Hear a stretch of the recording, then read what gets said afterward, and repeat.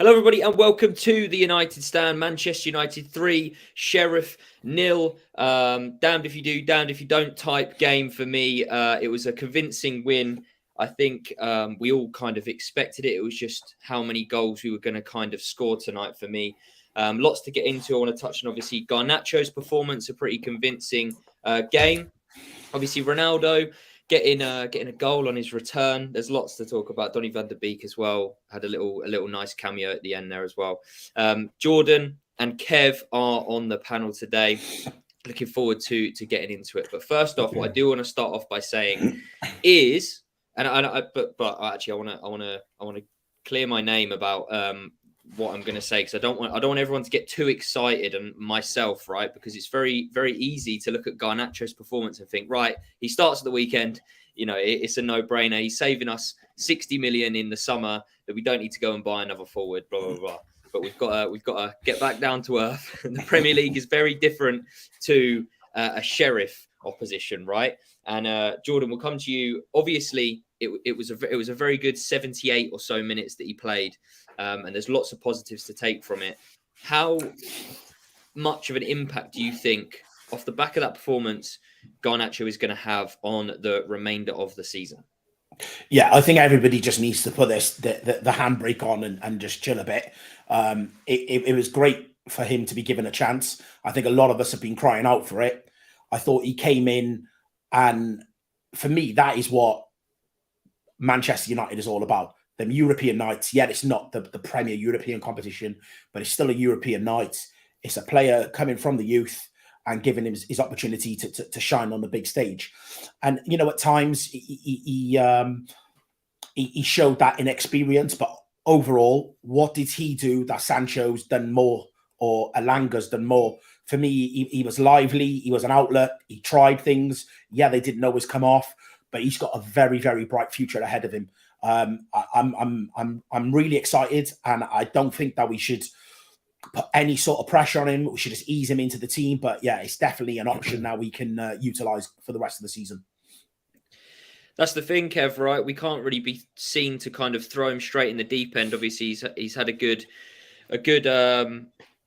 first half and then half of another half. But yeah, I mean, it's just nice to have a little bit of versatility and not see a Jadon Sancho bog standard performance or an Elanga just kind of abusing his pace. He was very direct in his play, which was obviously really a positive. And he, again, as Jordan points out, there was obviously times where he showed his lack of experience. And I mean, look, you've got to kind of look at it like this. He's not even playing games for the 21s really either. I think Robbie Savage was pointing this out on commentary that obviously will affect as well. He's literally spending, I want to say, like 98% of his time with the proper first team, training, being involved in match day squad. So, I mean, he's 19 or maybe even younger than that. But he's got a very bright future ahead of him, Kev, right? A very bright future. I mean, I was at the game, the Youth Cup finals, and Garnacho stood out head and shoulders above anybody on that pitch. I remember saying to my son at the time, even the guy next to me, you literally get excited about seeing a talent like that. For me, it goes back to the years when a young kind of Ryan Giggs was coming through, and you look and you think, here's one for the future. And Jordan is very right, to say, rein it in a bit. You don't want to get too excited, because if there's one thing the English media love to do, it's build a player like this up.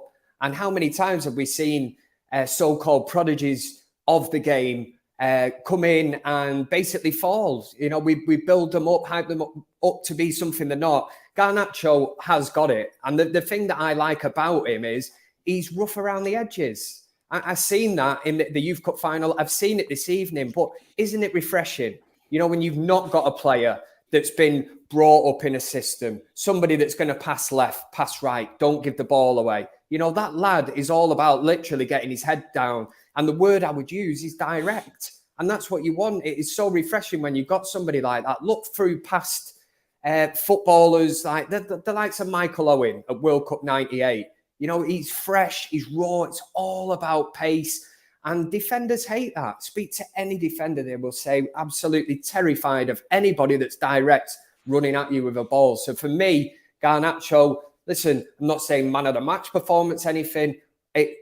Looking at the game today, when you seen the lineup, it was a bit of a wild card. You looked and thought, ooh, but a nice surprise. It's refreshing, and we want to see some of these players given the chance. No, not for 1 minute am I saying West Ham Sunday, throw him straight back in.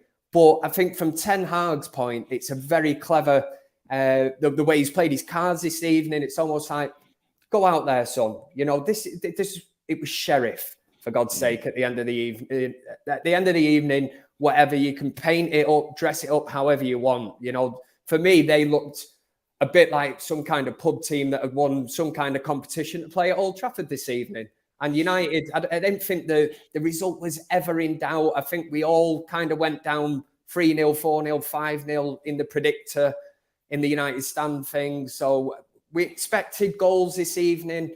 Probably not the goal fest we were expecting, but Garnacho, listen, definitely one for the future, and so refreshing to see somebody that is so direct and somebody that offers us something totally different, like you said, to a Jadon Sancho.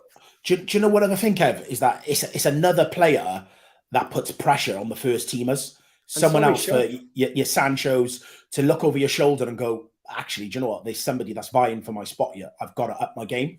And so all in all, you know, it just adds competition. And we always said about this rebuild that we needed 3 or 4 players to come from the youth and to enter that first team fold. And like you said, he's not playing for the youth. He's not playing for the first team. He's in limbo at the moment. So he's going to want to take these opportunities to break that first team, because he's not going to want to go backwards. And he definitely hasn't done himself any harm today. Yeah, I think the main thing when I saw obviously the lineup was it's something, you know, it's refreshing, it's exciting to see that young kid be given that chance. And again, we, you know, not to cover old ground for kind of new people obviously joining, welcome in everyone, but obviously we just don't want to. I think the main thing is, you know, he was given a chance, he's shown what he can do, but we've just got to be kind of be mindful and remember what opposition, you know. I mean, he's probably played harder games for the under-21s, right?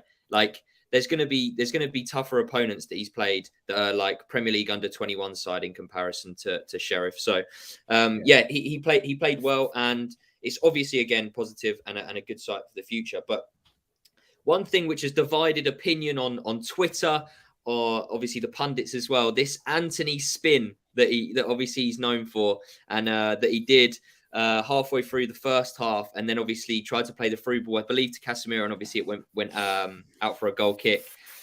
Kev, I'll come to you first. Before I obviously comment on it, but what's your thoughts on, obviously the situation is we're 0-0, obviously searching for the first goal, and Anthony does that, and then obviously the bad thing about it is, right, he obviously passes it out of play, but it screams a little bit of boredom to me, and I don't know, maybe he's just trying to lift the crowd. What's your thoughts on this spin that he did, and then obviously therefore subsequently giving the ball away? Do you know, I don't know what you think. I don't know what the comment section is going to react to this. I thought it was a total overreaction to something. Now, when I seen it, I did actually think, all right, mate, if it's in the penalty area and he does that, and it's some way of trying to fend off a defender not to put a foot in, and we score from it or something, it looks absolutely brilliant. I understand it wasn't completely necessary, but I mean, the way that Robbie Savage on BT went in on him, and the fact, hopefully it was coincidence that he come off at half time, because the way they were carrying on was that Ten Hag's hooked him off for doing this. And then at the same time, I think football's all about entertainment, isn't it? You know, these Brazilian footballers, and they all get tarred with the same brush. Neymar, even you look at Richarlison, and for some reason, when players do this, you hear this word disrespect, and you're disrespecting the opposition. And I think, isn't this what, you know, people want to see? I don't know. The kids and all that today, I'm sure they loved it. My lad's always on about the Anthony spin, do the spin. So he's probably like made up to see it. But I do get it from a football perspective. He's done it and then trying to play a ball into Casemiro, which goes straight out. So yes, it doesn't look great, but a total overreaction, and because it's Manchester United. I remember an 18-year-old Cristiano Ronaldo doing step overs in front of the Stretford end for no reason, didn't really get him anywhere. It was just literally like Michael Flatley doing the river dance, and nothing was really said about that. You know, Manchester United fans would have said, he needs to cut that out. You know, there's no point to it. It's not gaining an advantage. But there was never any sort of backlash back then when Ronaldo was doing it and saying, you know, get him off at half time. He's disrespecting the opposition. So for me, it's football, isn't it? If he wants to do that, he's a Brazilian footballer who's grew up on the streets of wherever in Brazil, basically playing football in his bare feet. You know, so I don't get people's annoyance by it, unless, again, in the comment section, if it's going to blow up and everyone's going to say it's disrespectful, is it? Nah, I mean, look, it's his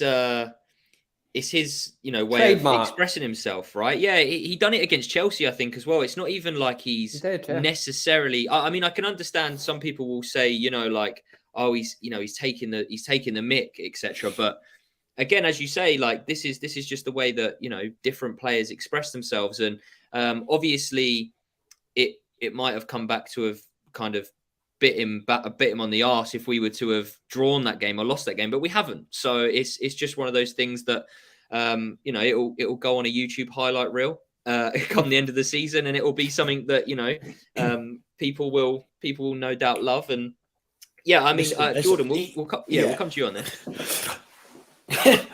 my response is to let him live, let him be him.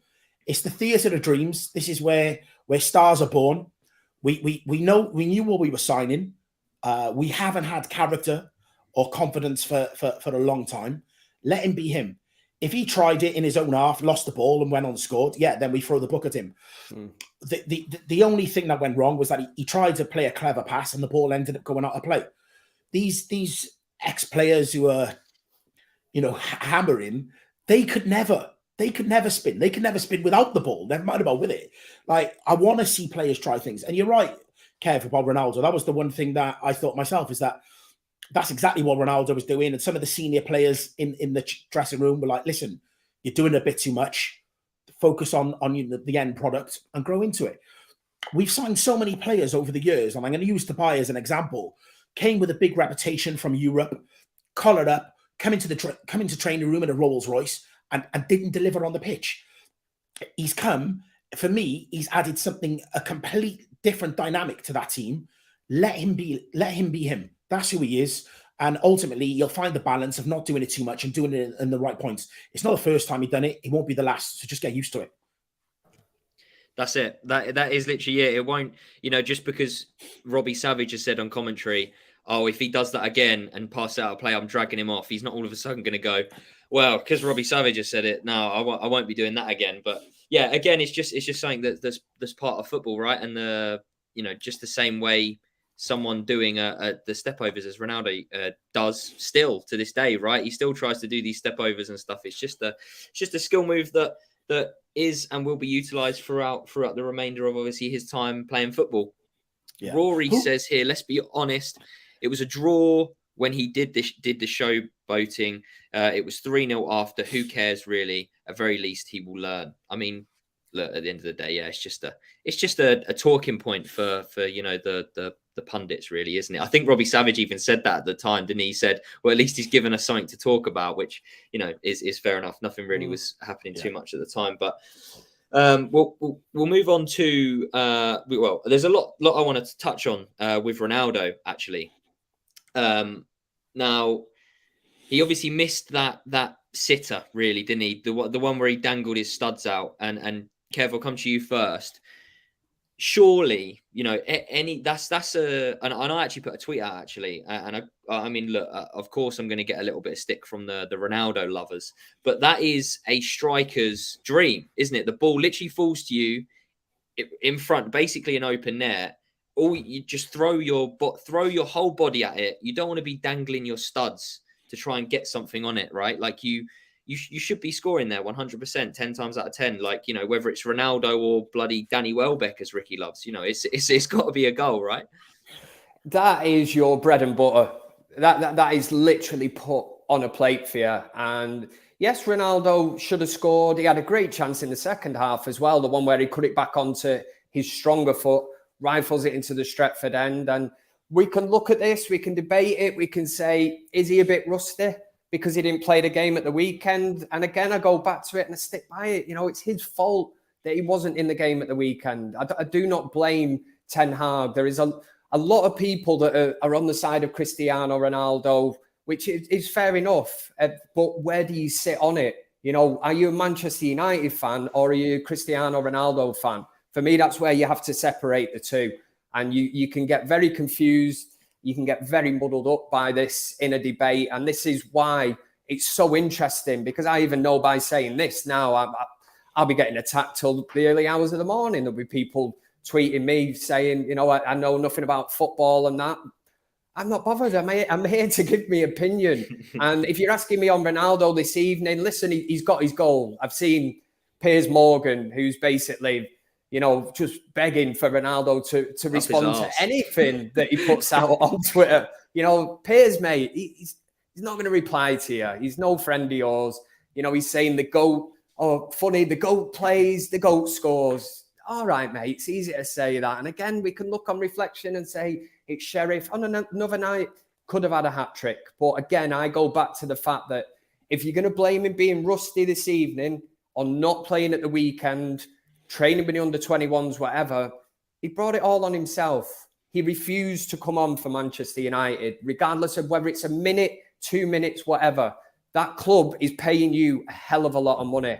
And I understand what he's done for Manchester United, what he's done in the past and that, but we need to be talking about the present. You know, this word, the GOAT, the greatest of all time, you know, it's no doubt in my mind he'll go down as one of the greatest ever players, but we need to be talking about, you know, the greatest of actual time. You know, who is that? If we're living in the present now and the Manchester United moving forward, who is the better option? I'm sure there'll be loads of people saying that Ronaldo should be starting every week, but Rashford's done himself no harm coming on, scoring a great header. And he's certainly, for the way that Ten Hag wants to set up, I think it's the intensity, the way that Rashford can press that sort of gets him in that team ahead of Ronaldo at the minute. And again, no disrespect to Cristiano Ronaldo, but the Premier League is a different kettle of fish to that game this evening. Totally. Yeah, Noah says here, Ronaldo is a man void of confidence. This is a first for him, which is why he's so frustrated. Once he starts scoring again, which he will, it will be deadly. Look, and this is the thing, right? Kev said it perfectly. Like, we're here to give our opinions, and I can see that the comments already. You know, Charlie's hate for Ronaldo, all this, and like, look, I think Ronaldo played well, right? But and everyone's saying, you know, you didn't watch it back. The defender got a touch. I don't care who got a touch. The ball is dead in front of him. You literally die on that ball to score the goal. If that's Erling Haaland, if that's even Darwin Núñez, who hits the post in open goals, these players, they score that. Like, it's not rocket science. If that was Rashford in that same situation, I'm still saying the same thing. Like, it's not I don't hating on Ronaldo. It's nothing to do with him. It's ridiculous. It's so silly that I have to like justify myself to the point of, you know, I'm rattled. But and Kev, you mentioned obviously he missed that chance in the second half where he cut inside. Jordan, do you think it is just a lack of minutes, lack of confidence? Because when he cut inside, as he did that, I literally said out loud, I went goal, because, you know, again, 9 times out of 10, it goes in the back of the net. Is it just a lack of confidence, rust, you know, lack of minutes? What is it? Yeah, for me, that was more of a Ronaldo chance than the other one. When he dropped that shoulder, cut back inside, I'm waiting for the back of the net to start rippling. Like, that is Ronaldo. He's made a career out of that.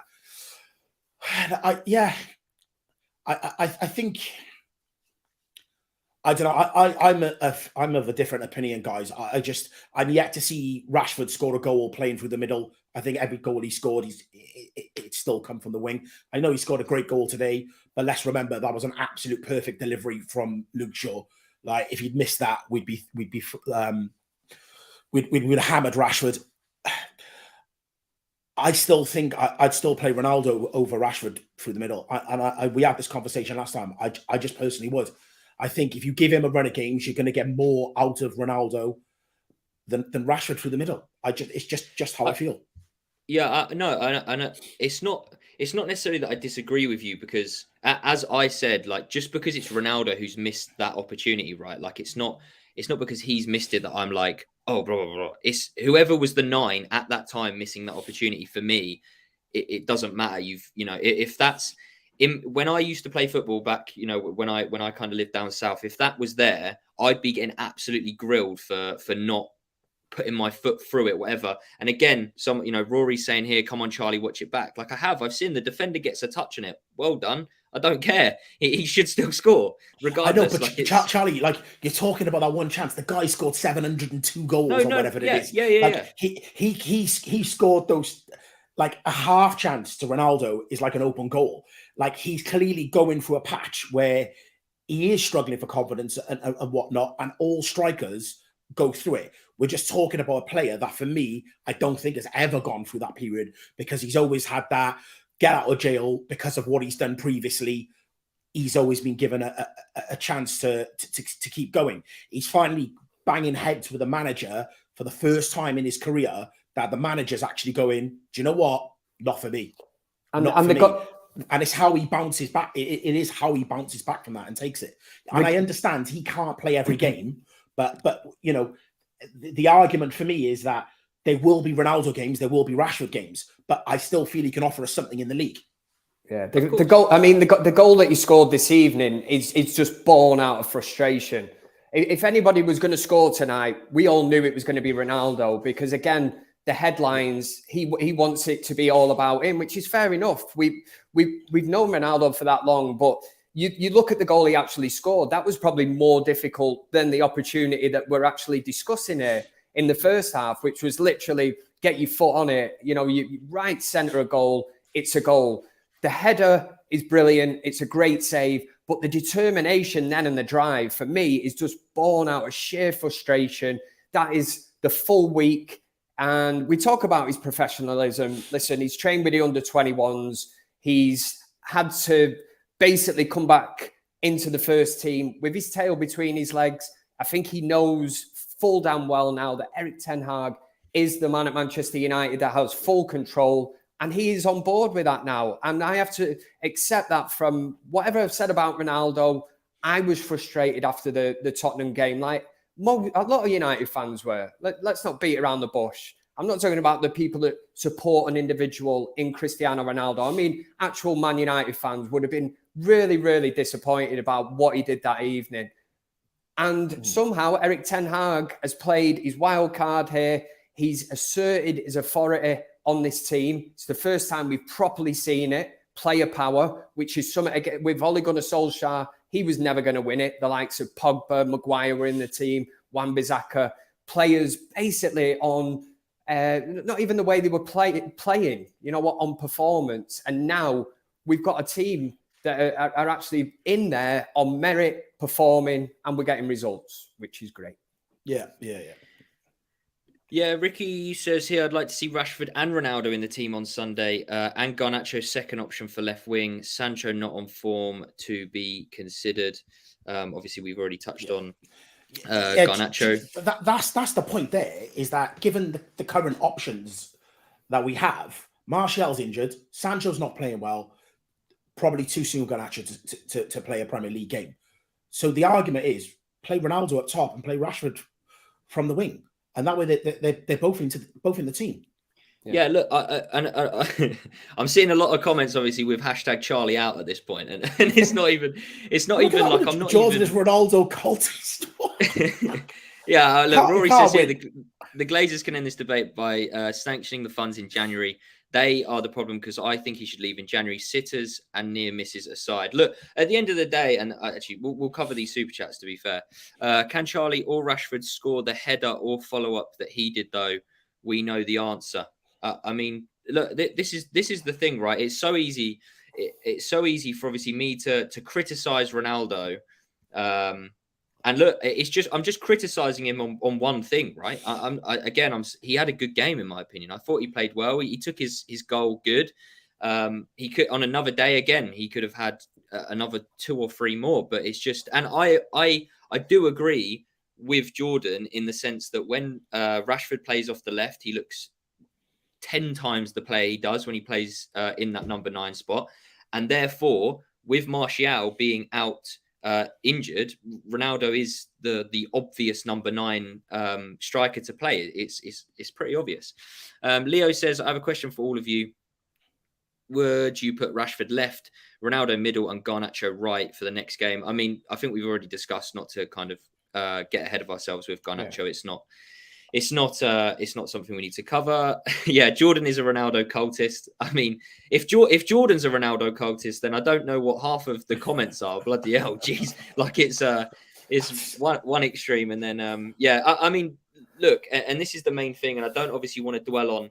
I don't want to bring down the energy and the mood. Right, we won the game. Ronaldo didn't have a bad game. None of us are saying that. We're just well, I'm just saying, is the miss that he had and the other miss he had down to the lack of minutes that obviously Ten Hag is providing him, and we've obviously given our opinion on that. We'll move away because the comments are absolutely hammering some of us.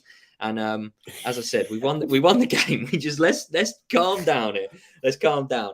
But Jordan, we'll move on. As I said, it's nice to see a little bit of rotation, right? We got a foothold of the game. Obviously, Maguire got a half.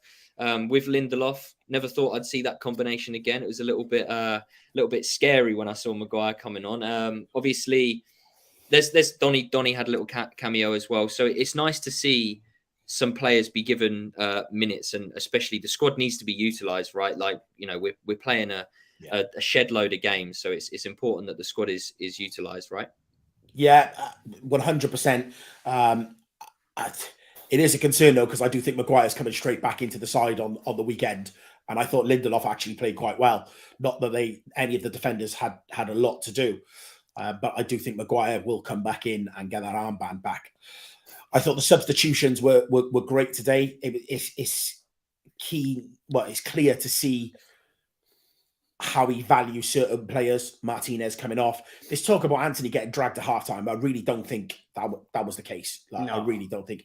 If he wanted to drag him, he would have dragged him at that moment. Do you know what I mean? Like, I think he's saving certain players for the weekend. We've got a lot of games. Who else come on?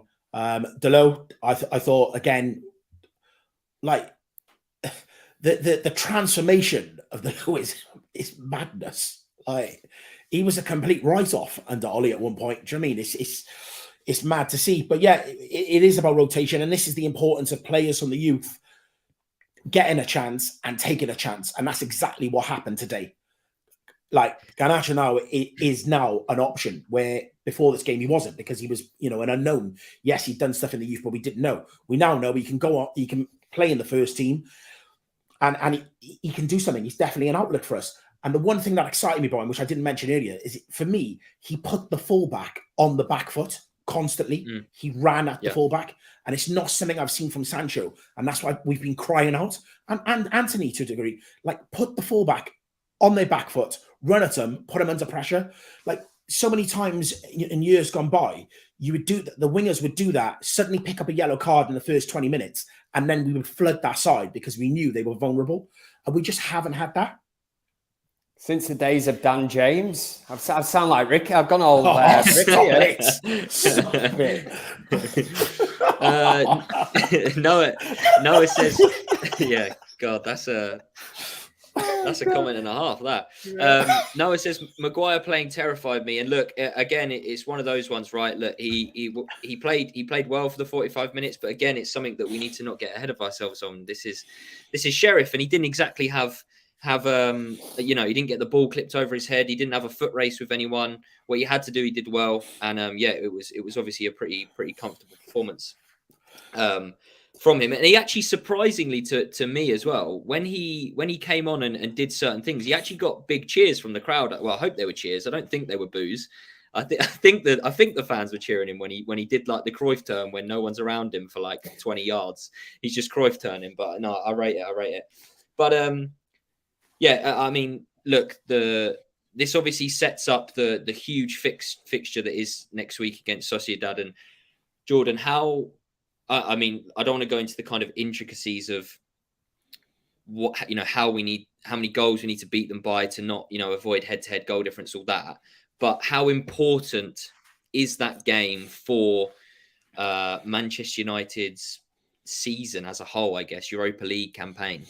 Yeah, it's an interesting one because you look at the teams that are coming down from the Champions League, and on paper, there's some absolute monsters. And, to try and get ourselves in an easier route through to the latter stages, we definitely want to get a result next week. I also think it's a tipping point in our season, isn't it? Because a game like this, we should be able to go out and get the result that we need and beat them 2 or 3-0. We're definitely capable of keeping a clean sheet, and we know we can score goals. So it is interesting. I'm actually really excited, and I think if you look at the games this season that we've had to win, you looked at that Liverpool fixture. We had to go and win that fixture. We had to go and beat Arsenal. They were on an unbeaten run. We love taking unbeaten runs. I think the Man City game, we sort of went into it and it was almost like, to a degree, like a free roll of the dice. It was like, where are we at? Let's see, what we can sort of do if we can get anything out of it. And we got absolutely slapped. I don't feel like, though. Yeah, we did beat him in the second half.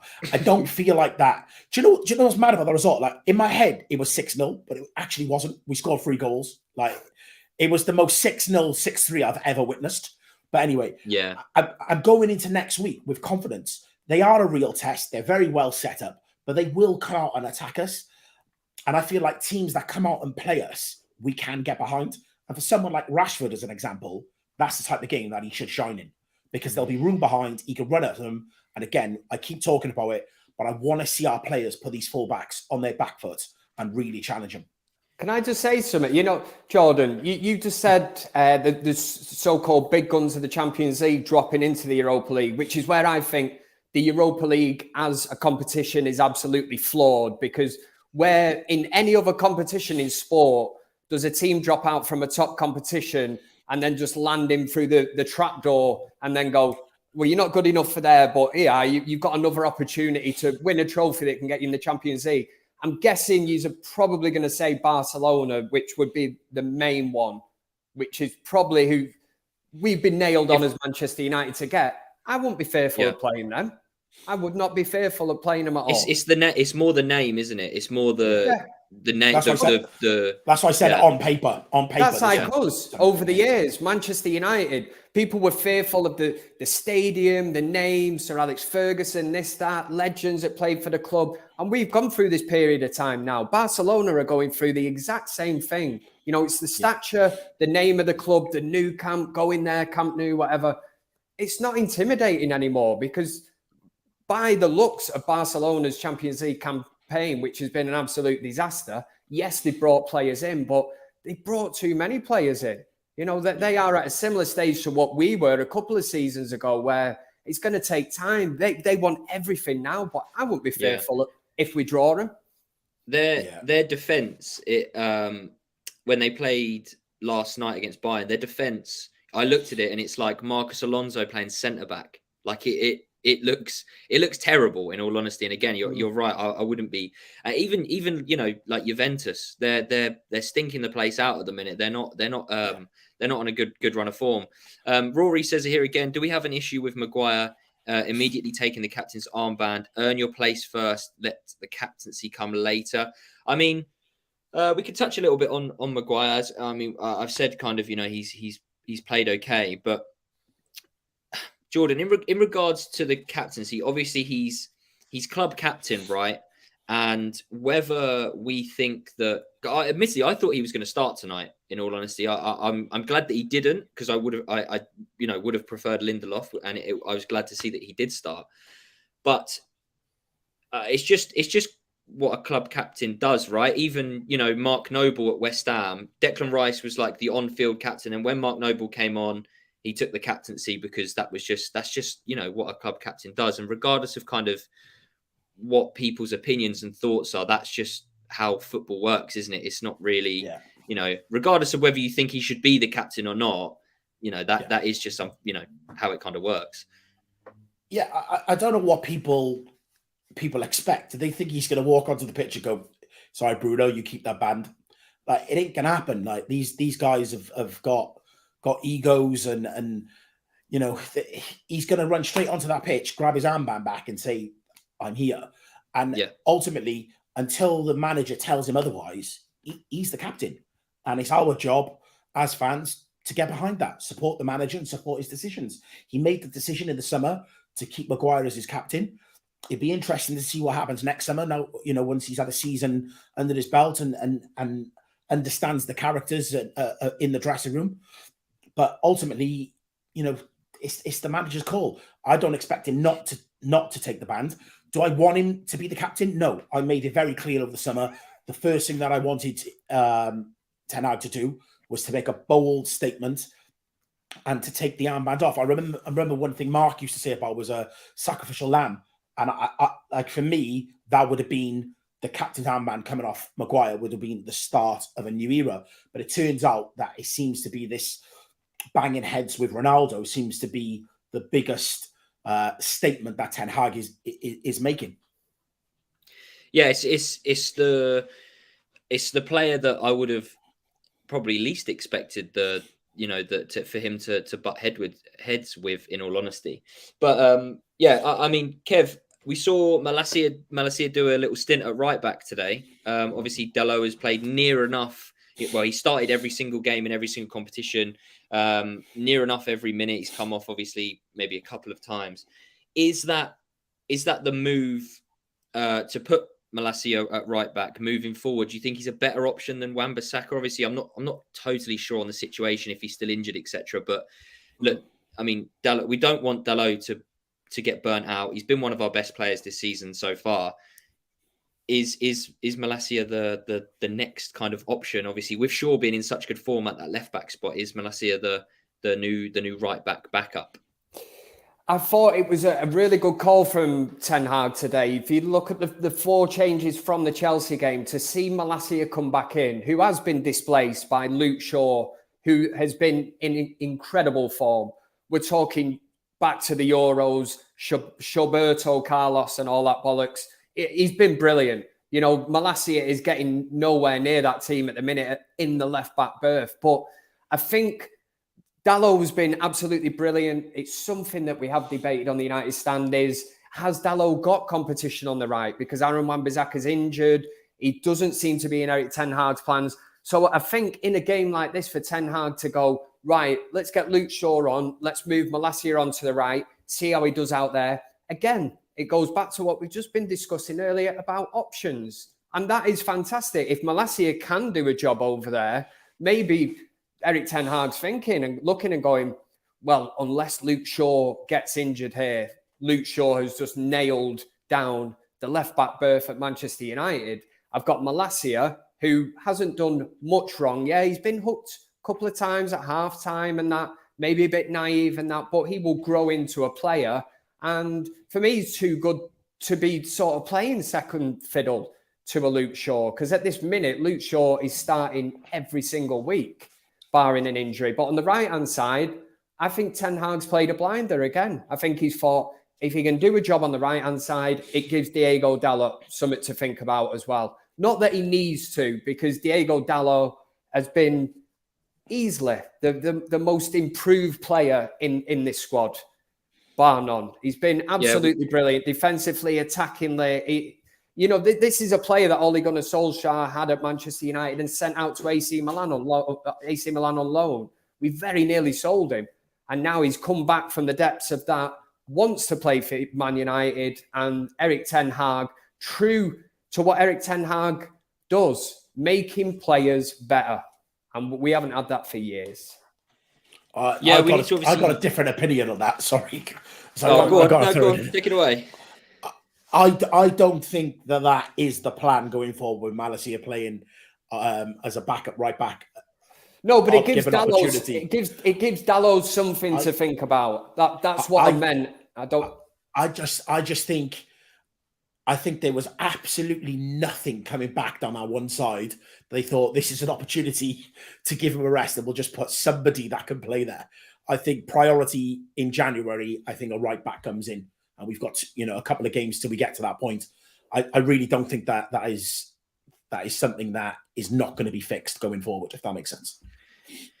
Yeah, we've obviously got to sort out the his contract situation as well. There's rumours of I think it's Real Madrid and Barcelona kind of sniffing around him, isn't there? So hopefully he'll obviously commit his future to United, but not have one of those new contracts and then starts playing bad again. We don't want that.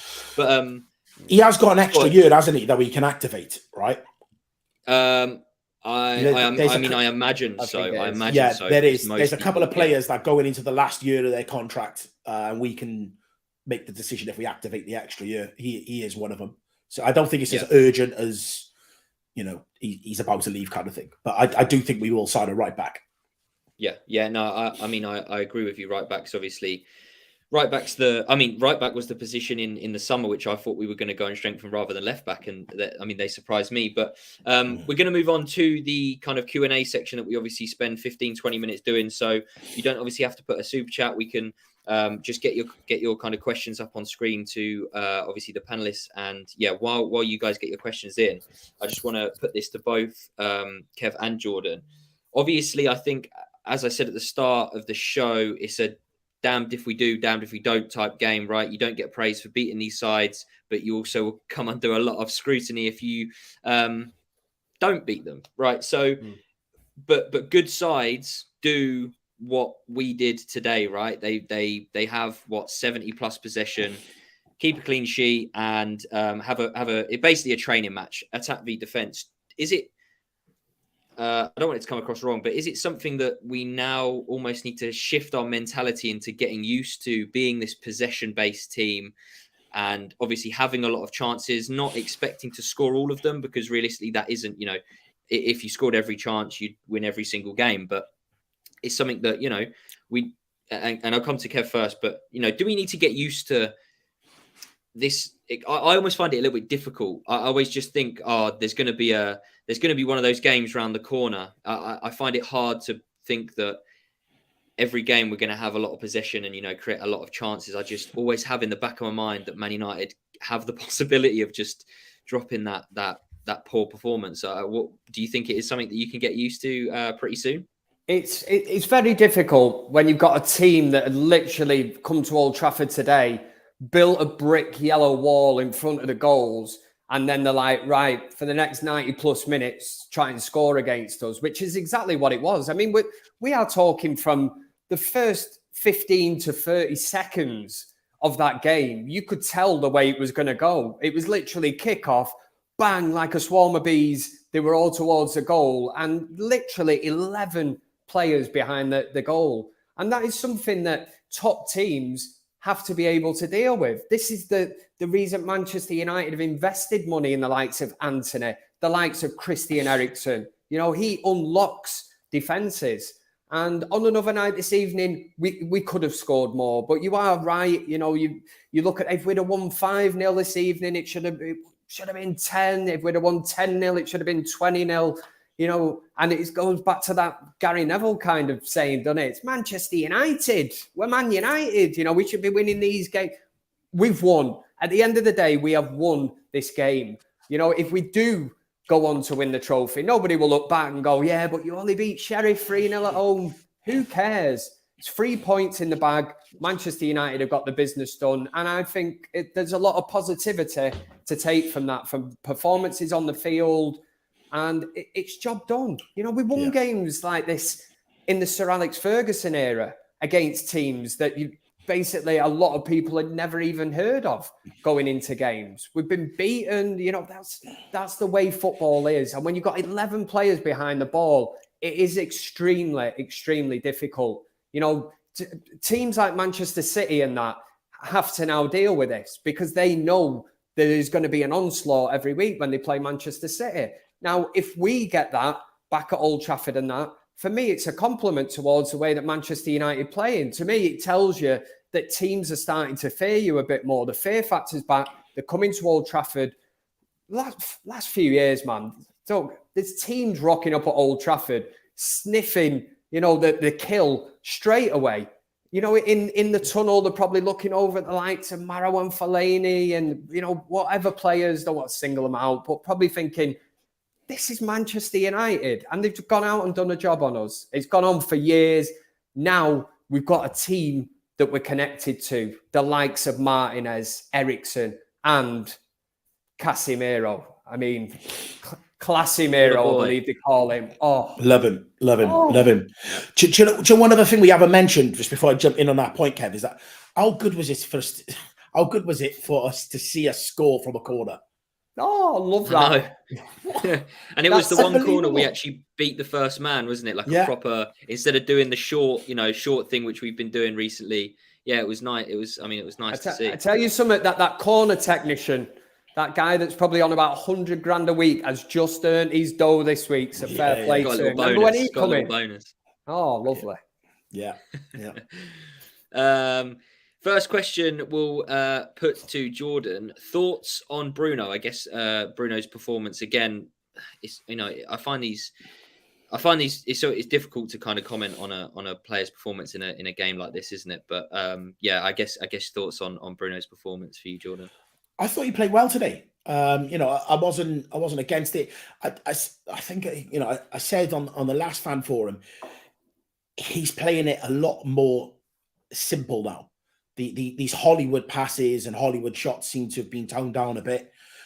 He's still not as effective as I would like him to be in games, but yeah, I think I'm happy with him. And this low block that we're coming up against, you need players that can unlock the door, and Bruno and Eriksen are the two standout players that can do that. And I think that the more we play against these teams, the more we're going to eventually get used to it and eventually unlock the door. And I think it is just a case of finding our feet. Like you said, being an older United fan, we grew up through an era where every team played like that against us. It was Arsenal and maybe like Newcastle that you'd come out and try and attack us, and a Liverpool. That was it. Other than that, everybody played with 10 men behind the ball. That's what they did against us, and tried to nick something on the break or a set piece. So eventually we will get used to it. But at least we've now got players like you said can potentially unlock the door for us. So yeah, I don't think he was great, but I don't think he was bad.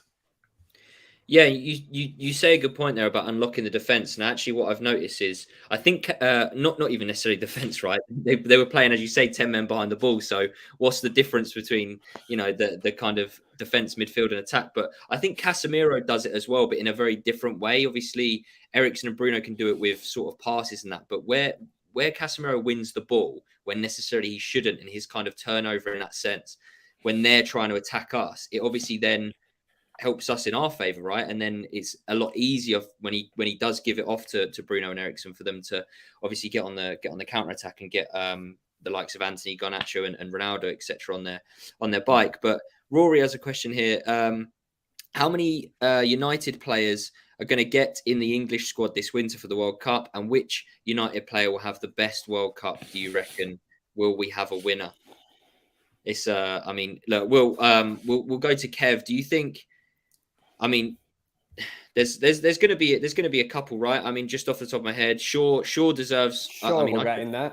Shaw, yeah. straight left back, right? I think he'd go straight in there. He's playing better than Chilwell at the minute. And then, I mean, look, I'm whether Rashford starts or not. I mean, I'd still take him nonetheless. I think he's definitely an option. But yeah, are they the two that obviously stick out in your head when it comes to kind of the players that would be taken? Yeah, but I mean, I'm looking at the question, how many players get in the England squad? Harry Maguire's going to get in it. I don't agree with it because I think it goes against everything that Gareth Southgate has said about that England team, that players will be picked on performances for the club. The guy is getting nowhere near Manchester United's starting 11. As long as Martinez and Varane are fit. Unfortunately, Varane is injured at the minute. But doesn't that tell you everything? Varane stepped out. He's brought Lindelof in before Harry Maguire. Yes, he's give Harry Maguire a run out this evening against Sheriff, but Harry Maguire should not be going to the Euros. There's better players in that England squad. I think, Kev, it's just because Maguire wasn't fit. I honestly think come the weekend, Maguire's going straight back into that team. Seriously? Yeah. Oh, no. Mate, honestly, I do. I do. No. What do you think, Charlie? Put in the ask the people in the comments. Who do you think he's going to start on the weekend? I'd go with Lindelof. No, I would too. I would too. But this is Erik Ten Hag, though. This is not Gareth Southgate that's picking this United team at the weekend. And honestly, unless Erik Ten Hag breaks out round Deansgate, has a couple of pints or whatever on Saturday night, that is the only way he's going to select Harry Maguire on Sunday, is if he wakes up with a bit of a rough head or something and thinks, let's put Slabhead in at the back. What a great idea this will be, because that would be, honestly, not having it, man. Yeah, I mean, a lot of the comments are saying 100%. I mean, look, Maguire for sure, Lindelof too weak. I mean, this is the whole point, isn't it? It's fan opinion, and I mean, look, I think we're all of the kind of same opinion that we'd all prefer Lindelof to be starting. Again, I just wouldn't be surprised if Maguire does go straight back in that starting lineup against West Ham. I think it is, and it's a scary thought. And Savage has said here, West Ham are no joke, guys. And look, as much as they're not in the best of form, they haven't lost a game in the Conference League. And again, their group isn't going to be obviously the best, but yeah, again, they've won every game. So it's just do you know what I'm looking forward to, Charles? Is the battle of Rice versus Casemiro. Let's have it. Huge. All the hype. Huge. Can I just say something on this, right? There's a reason I've ripped out the Brazilian top from the wardrobe. It's been hiding. I think I bought it when we got Fred. So it's been hiding for a few years. But we have finally, right, man, got a Brazilian, right? I do that in Casemiro, who is just... When I think back to last season, right, we were subjected to Fred and McTominay, right? And this season, we've got Eriksen and Casemiro, man. Christmas has come early for Kev and everyone. Charlie wanted McTominay, though, just for the record. Don't even start me. Don't even do that. Don't even do that. That's it. Ed's gone. Show's over. That's it. I'm done. I've had enough. Somebody tweet me that photo again, please, guys. Somebody tweet it. This is where Charlie says, just for the record, I didn't actually say that. No, I'm over it. That's it. I'm never mentioning it again. You're living I mean, look, Casemiro's a complete breath of fresh air. I think. I mean, look, he didn't need to come into United and kind of prove anything, right? We all knew he was levels above everything we already had in that position, and I mean, it's just great to see that he only seems to be getting better each and every game. So yeah, it's just brilliant to see, and I think it's so important that again he just keeps playing and playing and playing, because again, as I say, the thing with Casemiro, he clearly wasn't fit when he come to United. And I must admit, and I never tweeted it out, some things I keep to myself, but you know where you kind of sit there after a few games and I thought, what have we bought here? I thought he can't run. His passing was kind of off, and I'm looking and I'm thinking, this is, Real Madrid have had us over here, but fair play to him. I mean, it took him a few games or whatever, and what that old saying that, class is permanent. Oh my God. I mean, he has made... Anybody's an upgrade on McTominay and Fred, but Eriksen and Casemiro, absolutely fantastic, man. I think with the thing for me with Casemiro, when he came in and people were saying about, he lost the ball here, he lost the ball there.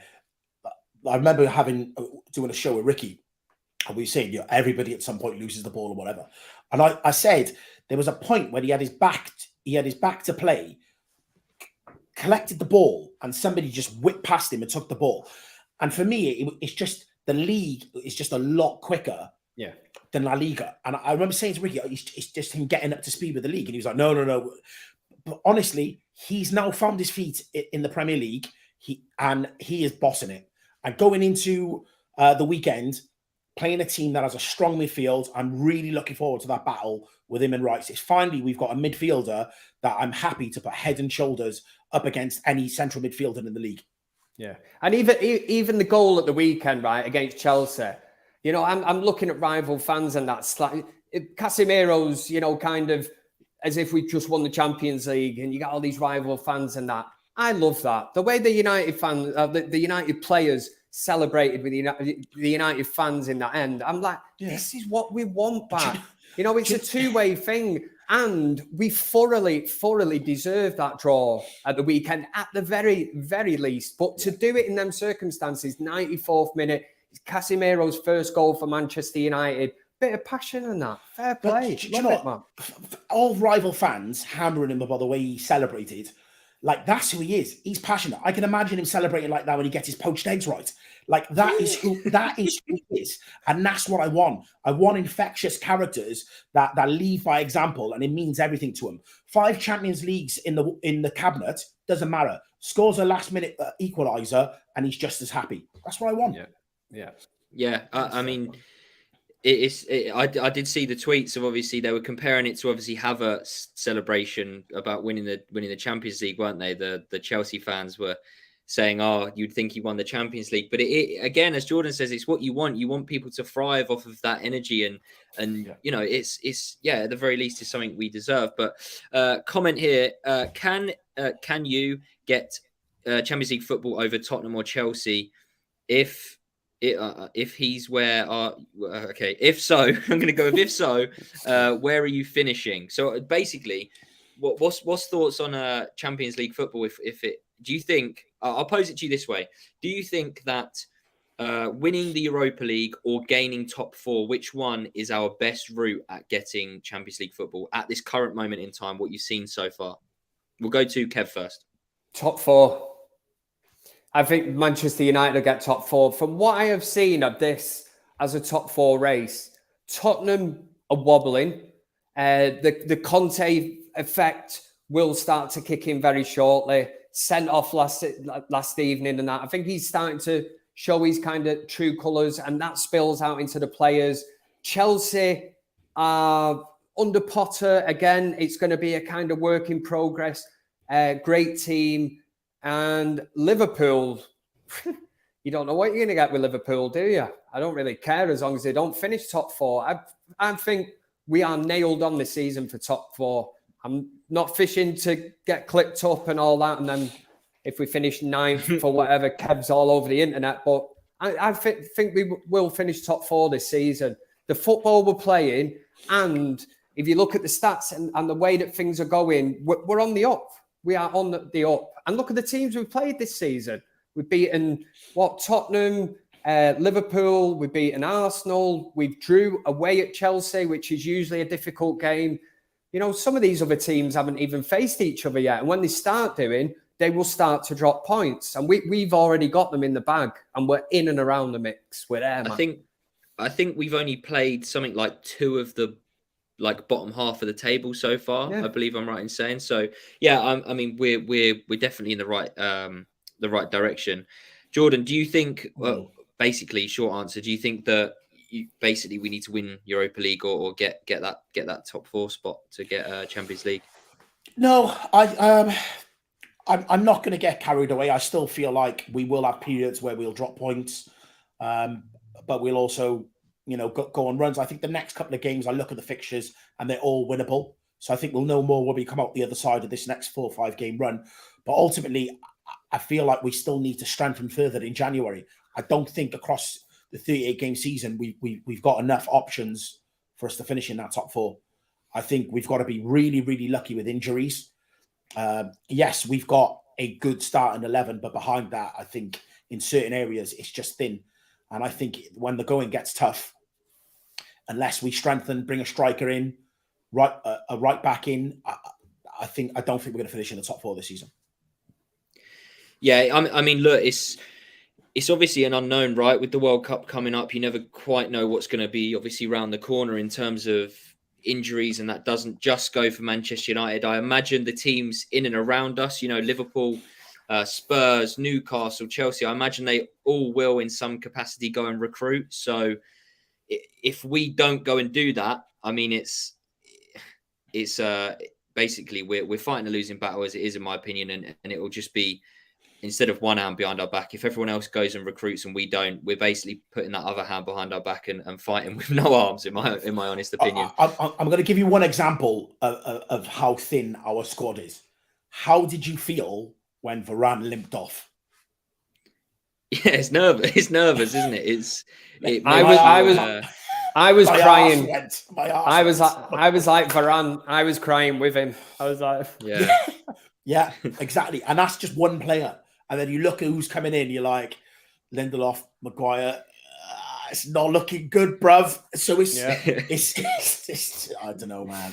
I can't. It's just I feel like there's just trust issues with like a good 70% of players that are currently playing for Manchester United, right? You know, like Fred, I just don't trust him. Maguire, don't trust him. Even players who have played okay this season, the likes of McTominay, I just feel like there's a long way to go before they kind of make up for just previous stinkers that they've dropped. But on that note, we will call it a day. We've been going for an hour. Obviously, 3 points and 3 points. That's gone quick. Yeah, crazy. Quick one. Yeah, quick one. Well, I mean, it wasn't quick. It just felt quick. But just in good company, aren't we? We're in good company. Yeah. But appreciate everyone for sticking around. All the super chats. Thank you very much. There is one just come in, so we'll read it out just as we go. Do you think it's ironic giving the captaincy to a player we have been playing better without? What are your thoughts? I believe Bruno should hold it. Quick one, Kev. Just quick one. Do you think Bruno should be the captain? Do you know, from what I've seen, I think there's only one player in that Manchester United team that is a leader, Casemiro. Interesting. Jordan? I really do. Yeah, I've always said you don't need the armband to be a leader. It's nice that we've got a few players around now that I keep saying the word infectious, but they're winners and it breeds a winning mentality. So the armband is the armband. It is what it is. We know who our captains are. Yeah. Yeah, just last one. Rory says, my prediction for next summer, City sign Jude, not because they need him, but because it will stop the opposition getting stronger. I mean, hopefully not, but look, it'll be interesting to see. Maybe you link up with Haaland again. But appreciate everyone for the super chats and liking, subscribing. If you aren't already, please do subscribe. Wonderful show, as always. Great company. Another win. We'll see you for another fan forum at the weekend after we hopefully get another 3 points against West Ham. We'll catch you in the next one at the weekend. Come on, boys.